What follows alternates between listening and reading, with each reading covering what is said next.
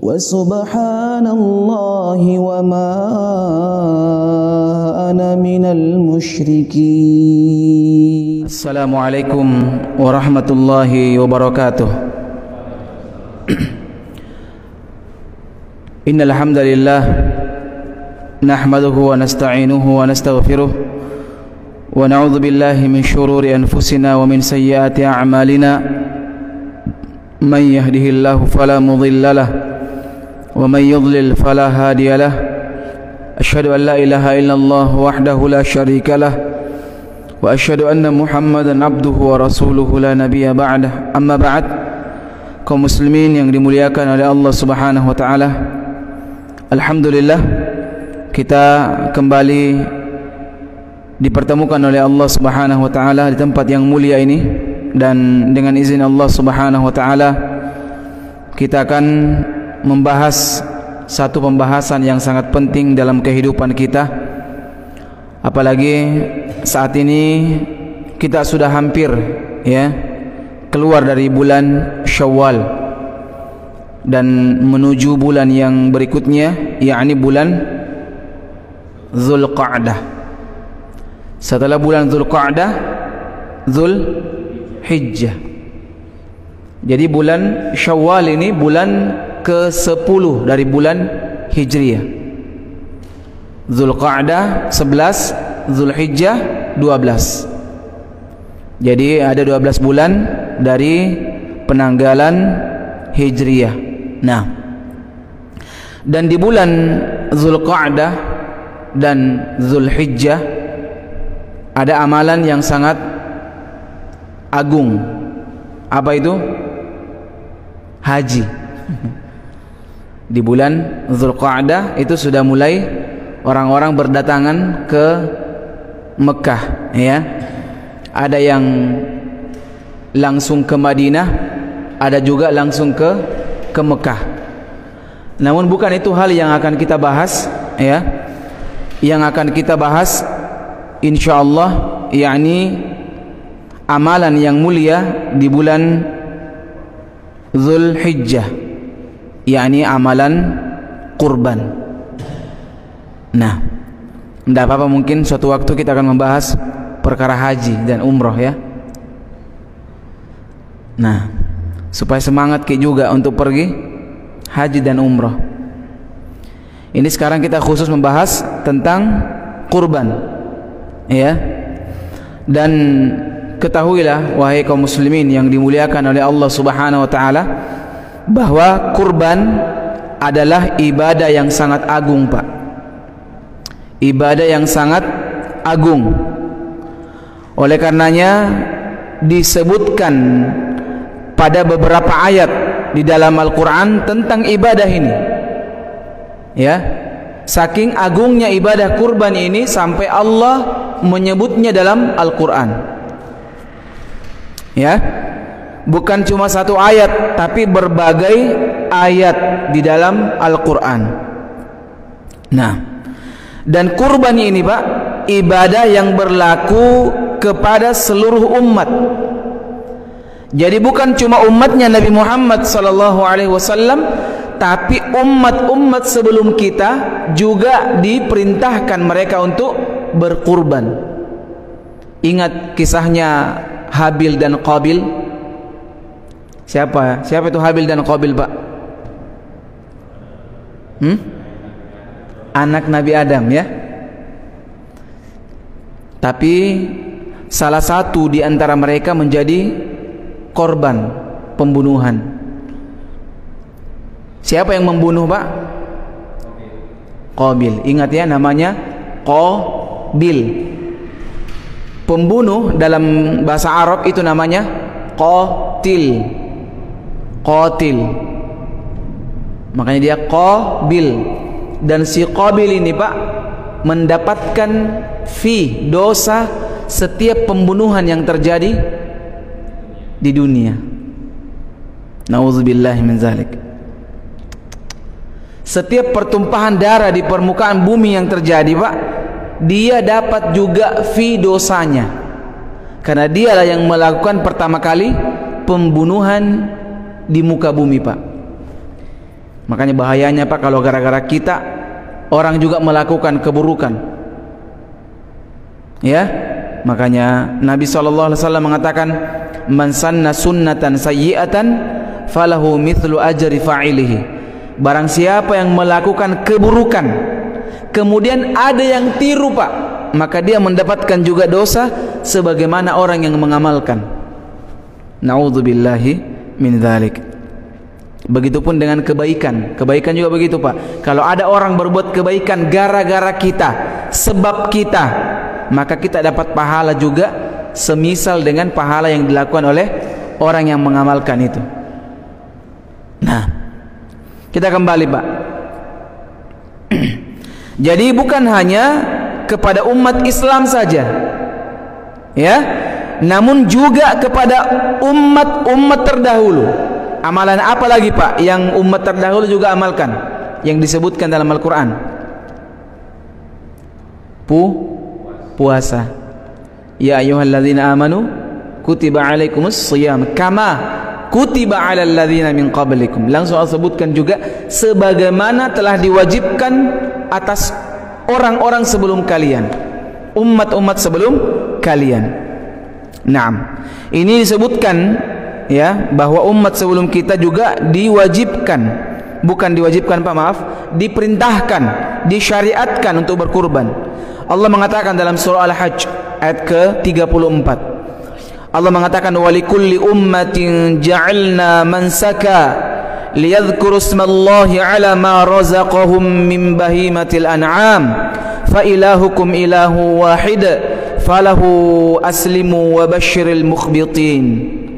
Allah Subhanahu wa taala mengatakan, dan bagi setiap umat telah kami syariatkan syariat kurban, ya, agar mereka menyebut nama Allah atas rezeki yang dikaruniakan kepada mereka berupa hewan ternak. Jadi yang boleh dikurban itu Pak cuma hewan ternak. Tapi jangan lagi salah persepsi Pak, kalau begitu cuma hewan ternak yang bisa disembelih, yang tidak masuk hewan ternak tidak bisa. Bukan begitu maksudnya. Di sini kita berbicara pada poin kurban. Ya, nanti kita akan sebutkan secara rinci insyaallah apa maknanya. Kemudian Allah Subhanahu wa taala mengatakan, maka Tuhanmu ialah Tuhan yang Maha Esa, dan karena itu berserah dirilah kalian kepadanya dan sampaikanlah kabar gembira kepada orang-orang yang tunduk patuh kepada Allah Subhanahu wa taala. Lihat sini Pak, garis bawahi, dan sampaikanlah wahai Muhammad kabar gembira kepada orang-orang yang tunduk patuh kepada Allah. Siapa yang Allah maksud di sini tunduk patuh? Yang berkurban. Apa kata Allah Subhanahu wa taala? Ya, wa basyiril mukhbitin, dan sampaikan kabar gembira. Makanya orang yang berkurban Pak diberikan kabar gembira oleh Allah Subhanahu wa taala. Nah, ayat yang kedua yang kita jadikan dalil untuk menguatkan bahwa bukan cuma umatnya Rasulullah yang disyariatkan untuk berkurban, yakni surah Al-Maidah ayat ke-27. Tadi Al-Hajj 34, ini Al-Maidah ayat ke-27. Ini yang saya sebutkan tadi Pak, kisahnya Habil dan Qabil. Allah abadikan dalam surah Al-Maidah ayat 27. Allah mengatakan, watlu alaihim naba abnai adam bil haqq idh qarraba qurbanan fatuqabbala min ahadihima walam yutaqabbal minal akharin. Lihat, Allah Subhanahu wa taala mengatakan, dan ceritakanlah wahai Muhammad dengan kebenaran kepada mereka tentang kisah kedua putra Adam. Ketika keduanya diperintahkan untuk mempersembahkan kurban. Jadi keduanya Pak diperintahkan oleh Allah Subhanahu wa taala. Maka kurban salah seorang dari mereka berdua diterima dan yang lain tidak diterima. Siapa yang diterima, Pak? Siapa yang diterima? Habil. Yang tidak diterima Qabil. Dulu, Pak, dulu itu di zaman Habil dan Qabil, ketika diterima kurban itu langsung datang api dari langit, Pak, membumi hanguskan tuh kurbannya. Dulu begitu ciri-cirinya kalau diterima kurbannya. Nah, dan asal muasal, ini kita sekarang berbicara asal muasal syariat ibadah kurban ini, Pak, ya, yang merupakan syariat dari Nabi Ibrahim alaihissalam. Ketika beliau apa? Ketika beliau diuji oleh Allah Subhanahu wa taala menyembelih putranya. Siapa putranya, Pak?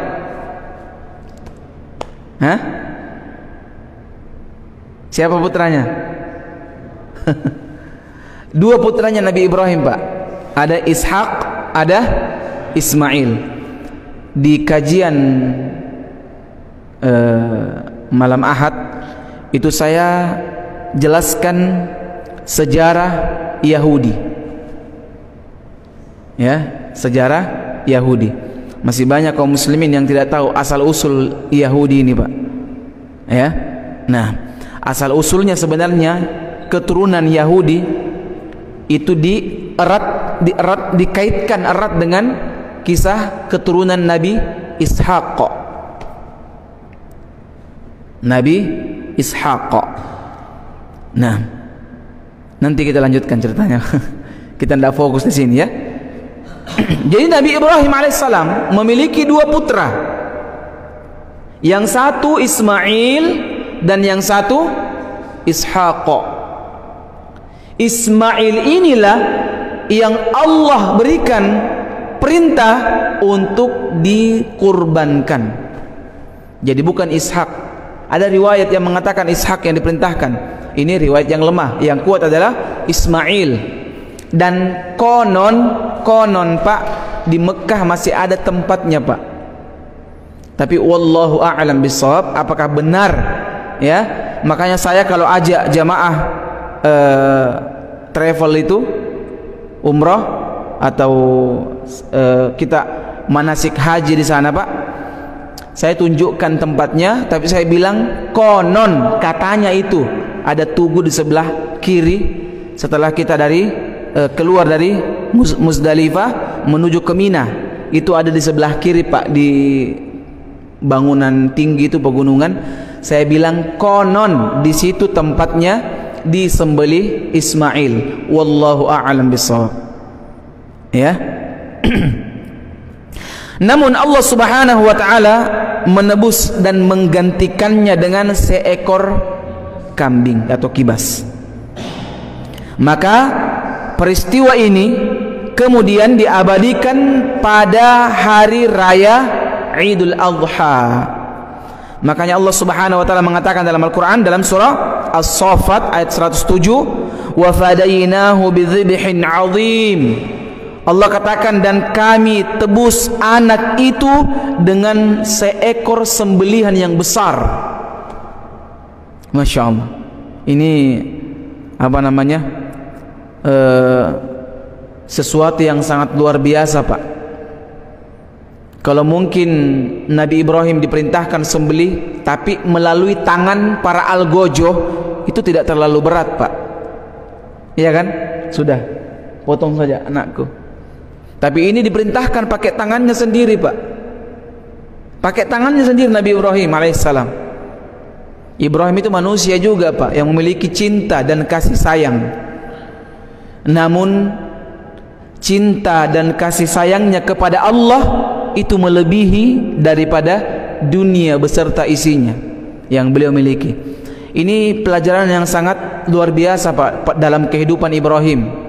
Hendaknya manusia itu, Pak, berbakti, tunduk kepada Allah dengan sepenuh apa yang dia miliki, Pak. Jangan setengah-setengah. Lihat Ibrahim alaihissalam menunjukkan kepada kita kurban yang hakiki, pengorbanan yang hakiki sebagai seorang hamba, bahwa kalau Allah mau dari kita apapun itu, Pak, maka kita harus ridho dan rela, ya. Kita harus ridho dan rela, dan bersyukur kita sekarang Pak, tidak ada syariat yang berubah. Syukur kita sekarang. Tidak sama dulu, itu belum ada secara syariat baku, istilahnya tertulis sampai selesai. Dulu itu tiba-tiba langsung Pak, syariat. Begini lagi, kan? Itu yang berat kalau begitu. Tapi kalau sudah ada tinggal diamalkan, itu enak sekali sebenarnya. Kita sebenarnya ini umat yang paling beruntung Pak, karena sudah lengkap semua paripurna syariat yang diturunkan kepada kita. Tidak ada lagi perubahan sampai hari kiamat. Masya Allah. Kaum muslimin jamaah yang dimuliakan oleh Allah Subhanahu wa ta'ala, inilah ya syiar tauhid. Jadi penyembelihan kurban itu merupakan syiar terbesar dalam Islam, dan syiar tauhid, syiar pengesaan diri kepada Allah Subhanahu wa ta'ala secara mutlak.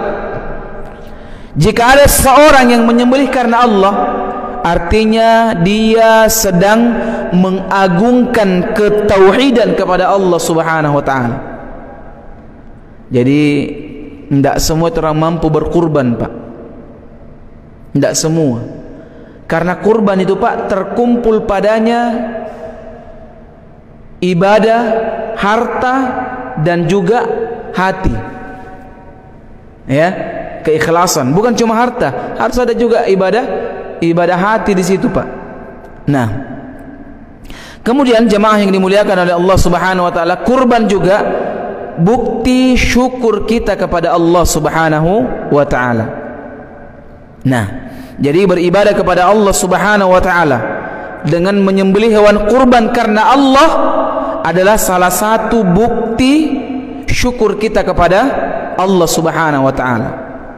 Maka dari itu ya, Allah Subhanahu wa ta'ala menurunkan ayat Al-Quran yang disebutkan dalam surah Al-Kautsar. Sudah kita pernah baca dan jelaskan maknanya sedikit Pak. Allah Subhanahu wa ta'ala mengatakan, inna a'tainakal kautsar fasalli li rabbika wanhar inna syani'aka huwal abtar.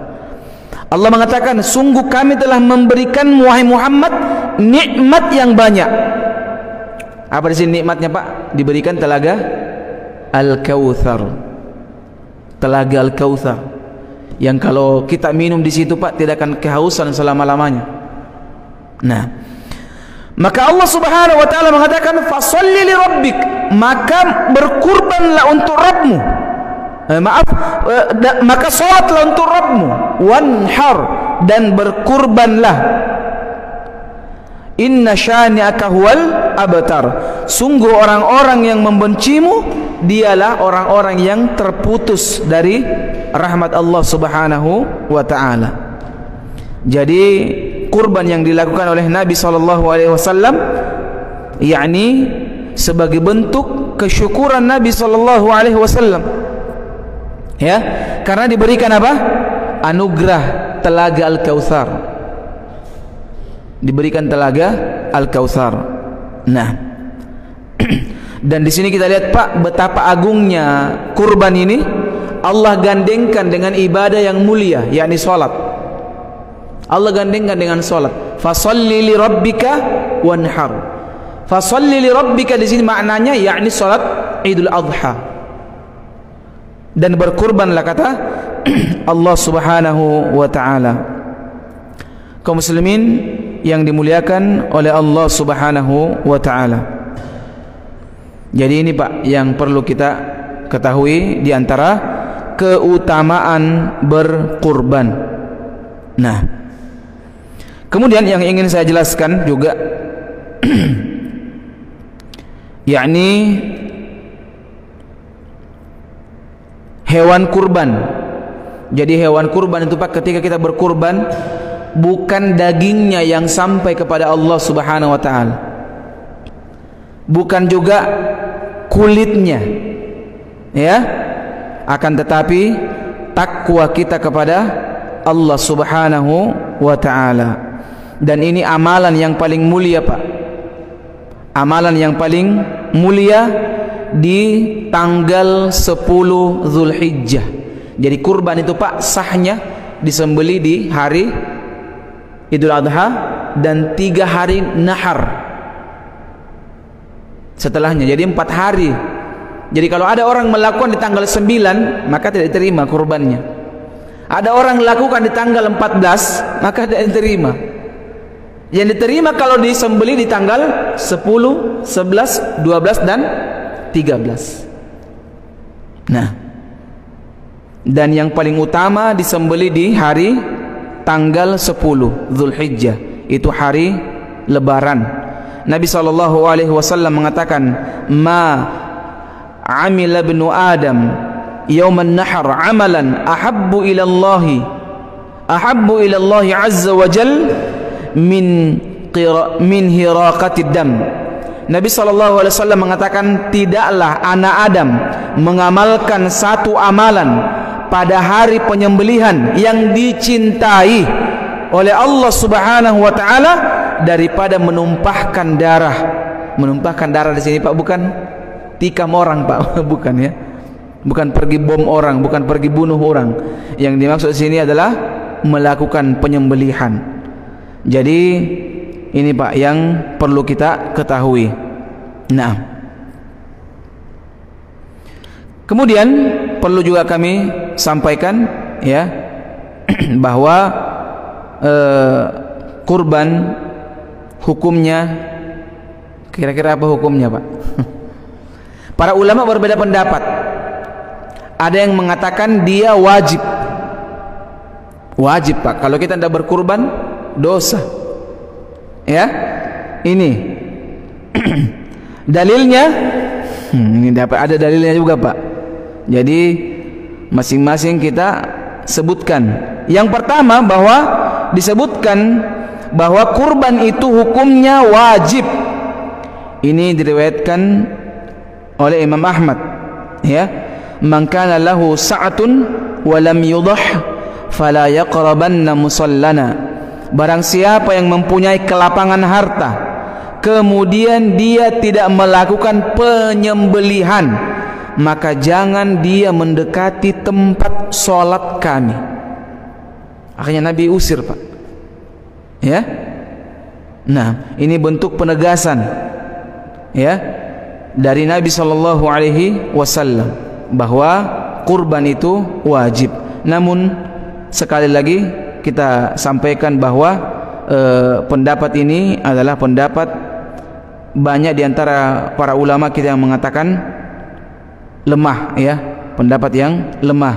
Dan yang lebih kuat yakni disepakati oleh para ulama, jumhur ulama, kebanyakan para ulama berpendapat hukumnya sunnah muakkadah. Sunnah muakkadah itu Pak artinya sesuatu yang sangat ditekankan. Ya, kenapa bisa seperti itu Pak? Karena para sahabat pernah meninggalkan kurban. Di antaranya Umar bin Khattab radhiyallahu taala anhu pernah meninggalkan Ibnu Abbas radhiyallahu taala anhuma pernah meninggalkan kurban. Dan ini beliau sengaja lakukan supaya tidak terkesan bahwa ini perkara yang wajib. Ya. Nah, dan ini pendapat kebanyakan para al-ulama. Dalilnya sangat banyak ya. Sangat banyak. Di antaranya nah, banyak ya di sini. Ada dari Ibnu Abbas, dan para ulama-ulama yang lainnya. Dan ini pendapat yang lebih rajih insyaallah. Nah, saya kira cukup. Mungkin ada sesuatu yang mau ditanyakan Pak yang berhubungan dengan kurban. Ini sebenarnya masih banyak, masih ada penjelasannya sedikit ya. Masih ada syarat-syarat udhiyah, syarat-syarat hewan yang dikorbankan. Ada syaratnya Pak, karena tidak boleh asal ngasal Pak ya. Yang penting kurban Kak deh. Yang penting kurban. Nah, tidak boleh ya. Ada beberapa syarat yang disebutkan oleh Nabi langsung ya. Nabi langsung yang sebutkan ini di antara syaratnya. Naam. Kemudian ada hewan yang paling utama untuk dikurbankan. Ini juga yang akan kita bahas nanti insyaallah. Kemudian hukum bagi mudahhi. Ada hukum bagi orang yang menyembelih.